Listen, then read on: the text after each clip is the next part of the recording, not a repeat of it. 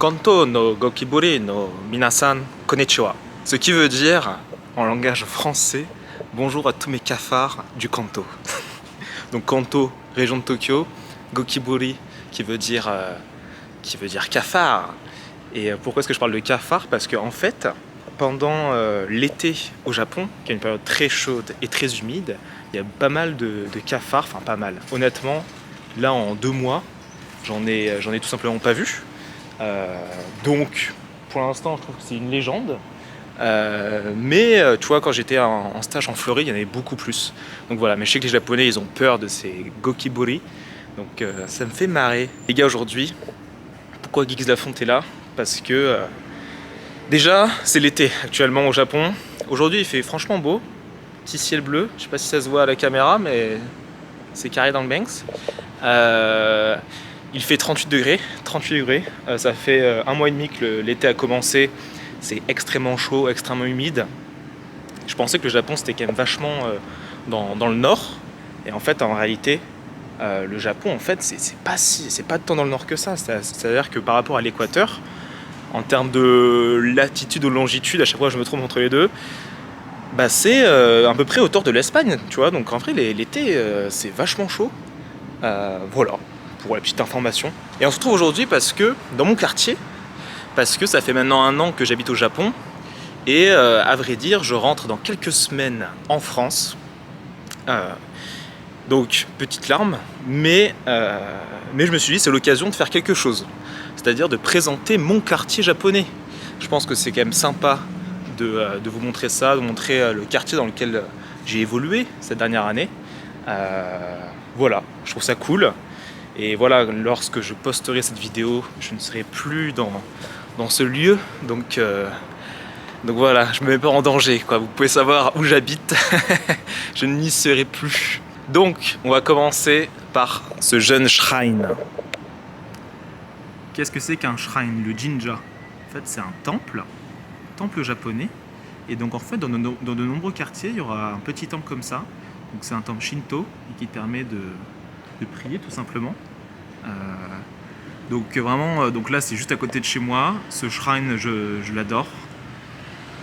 C'est bête, hein, mais il y a des moments dans l'année où quand tu as envie de te recueillir, bah moi ça me plaît. Oui, c'est pas ma religion, mais je respecte déjà amplement cette religion. Je l'apprécie beaucoup.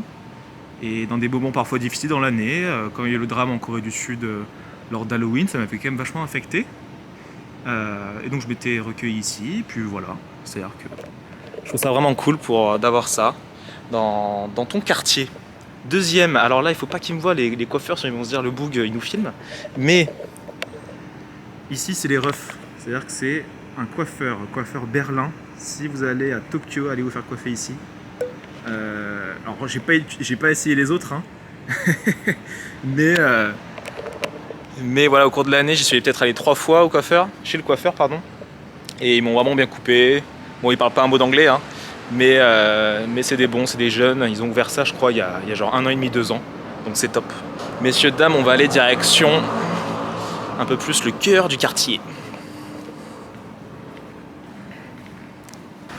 Évidemment, toujours ces jolies voitures cubiques du Japon qu'on apprécie tant.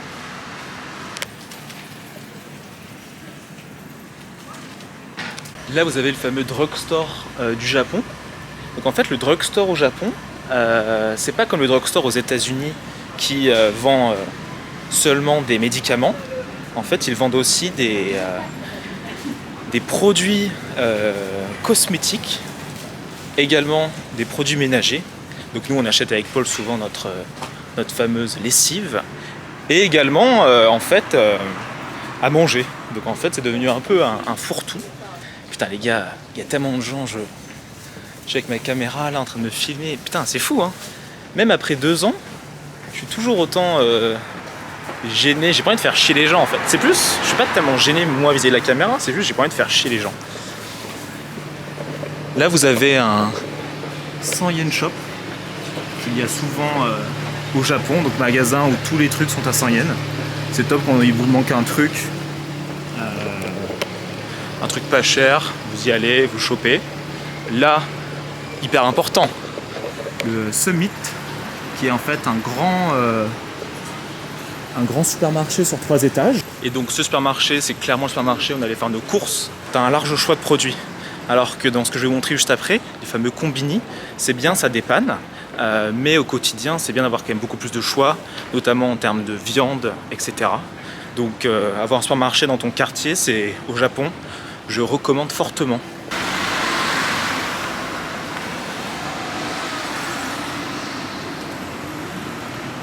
Donc là, c'est la route principale avec vers là-bas la route qui mène vers Shinjuku. Donc Shinjuku, un des quartiers principaux, principaux, c'est mieux, de Tokyo. Donc là, c'est le milieu de Shinakano. Shinakano, c'est vrai que je ne l'ai toujours pas dit. Le nom de mon quartier, c'est Shinakano. Vous avez notamment la Mizuho Bank, juste ici. Vous avez par là-bas un Genkat Café. Et après, comme vous voyez, plein de petites boutiques qui vendent un peu de tout. À manger, à boire, des petits cafés, des restaurants. Et je vais vous emmener là-bas où il y a deux choses très très intéressantes qui sont évidemment le 7-Eleven et le Lawson.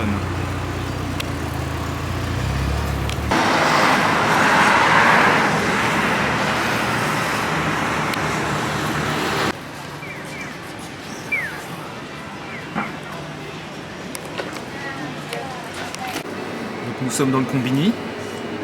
Là, vous avez ce que je préfère, les onigiri, qui sont du riz avec donc différentes flavors. Hein. Moi, j'adore le thon mayonnaise entouré d'une feuille d'algue. C'est excellent. Il y avait également des petits trucs vitaminés. Ils adorent ça, hein, les Japonais. Les bonbons japonais. Pas mal de plats. Alors là, c'était lors de mon voyage en vélo entre Osaka et Hiroshima. C'était mon rayon préféré. Parce que vous avez des sucreries. Et croyez-moi qu'avec 100 km de vélo par jour, il fallait vraiment du sucre rapide et beaucoup d'eau. Voilà. Des petits trucs à boire, les fameuses savas, des boissons protéinées, du café latte.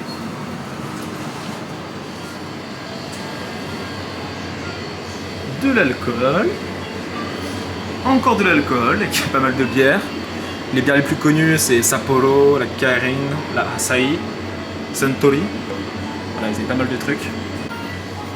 Et là, vous avez des boissons, avec évidemment ma boisson préférée, qui est l'Aquarius. Vous avez également des glaces disponibles, des produits à faire réchauffer. Donc franchement, les combini, évidemment, ce que je vous ai pas dit, c'est que c'est ouvert 24h sur 24, c'est hyper pratique. Franchement, c'est pas cher, surtout avec le cours de yen actuel. Depuis que je suis arrivé, depuis 1 an, le yen est vachement faible par rapport à l'euro. Et ça s'empire en plus là. Donc j'espère quand même pour le Japon que quand je vais me casser, ça va aller mieux pour eux, parce que ça met quand même l'économie japonaise dans un sacré pétrin. Mais ça, je pourrais en parler 10 000 ans sur les causalités du fait que l'économie japonaise s'effondre de plus en plus. Mais bref, c'est un débat assez long et assez complexe. Et les trois combini en fait les plus connus, c'est Lawson, 7-Eleven et Family Mart. Mon préféré, c'est Lawson, parce que à mon université en face il y a un Lawson, du coup je suis plus habitué au Lawson. Mais je pense que le meilleur, ça reste le 7-Eleven. Mais bon, vu que c'est le meilleur, il est souvent en rupture de stock sur certains trucs si tu viens pas aux bonnes heures. Donc voilà, c'était le petit tour combini. Vous avez également des produits cosmétiques, enfin vous pouvez vraiment trouver de tout en fait.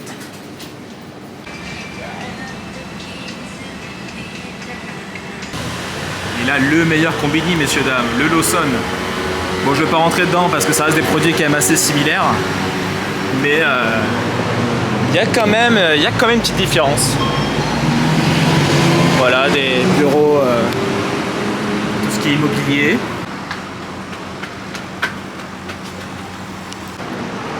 Évidemment toujours les petits distributeurs japonais.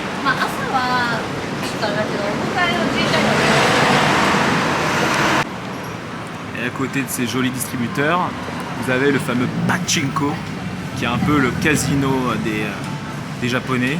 Sauf que tu joues pas de l'argent, tu joues des jetons, mais des jetons que tu achètes avec de l'argent. Mais ça, c'est pour contourner les lois japonaises. Et malheureusement, il y a quand même beaucoup d'addictions au Japon. Surtout les vieux, qui viennent beaucoup dépenser leur fric dans des trucs qui, évidemment, leur apportent pas grand-chose. Et là, vous avez évidemment le dernier spot de cette vidéo, la station où je vais tous les matins du quartier, donc Shin-Nakano Station. C'est la ligne Marunouchi, l'arrêt 5. Et je vais vous montrer en bas rapidement les machines, comment ça se passe. Donc en fait vous avez des portiques où évidemment il n'y a pas de barrière parce que les Japonais sont respectueux. En France c'est le Dawa si c'est ça. Vous passez votre carte. Également pour les plus fancy vous pouvez passer votre Apple Watch avec votre carte dessus. Et voilà, et automatiquement en fait selon l'arrêt où vous sortez, ça vous débitera. Parce que oui il n'y a pas de passe Navigo, ça te décompte à chaque trajet. Donc c'est vrai que le service est top, c'est rapide, c'est précis, c'est à l'heure, mais c'est peut-être un poil plus cher qu'en France. Mais ça dépend combien de fois tu prends par mois. Je sais qu'en France ça a encore augmenté ces derniers temps, donc moi je trouve que le Japon ça vaut limite plus le coup. Bref, même si vous ne parlez pas japonais, c'est quand même facile je trouve de s'orienter. Et là vous avez ces machines qui peuvent paraître un peu archaïques, mais vous voyez, vous choisissez le nombre d'adultes, vous pouvez mettre en anglais, je crois que vous pouvez même mettre en français. Regardez, écoutez. Toutes les informations sur les tarifs seront affichées en français. Oui, c'est fou. Et donc tu achètes un ticket, tu peux acheter un forfait si tu veux, du coup une passe, un pass en fait.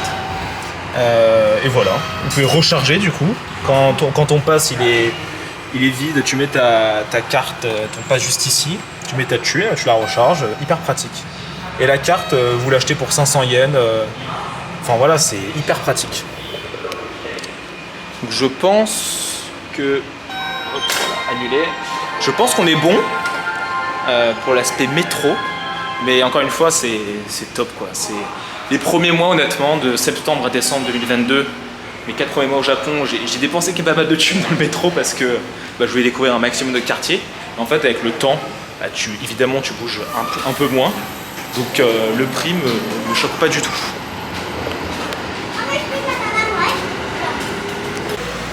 Et un des derniers trucs que je vais vous montrer, c'est que vous voyez, les Japonais respectent les feux rouges, feux verts. Ça c'est cool, c'est vraiment, il y a beaucoup moins d'accidents je pense qu'en France. Mais du coup vis-à-vis de ça, je suis clairement devenu japonais, c'est-à-dire que je traverse jamais lorsque c'est rouge.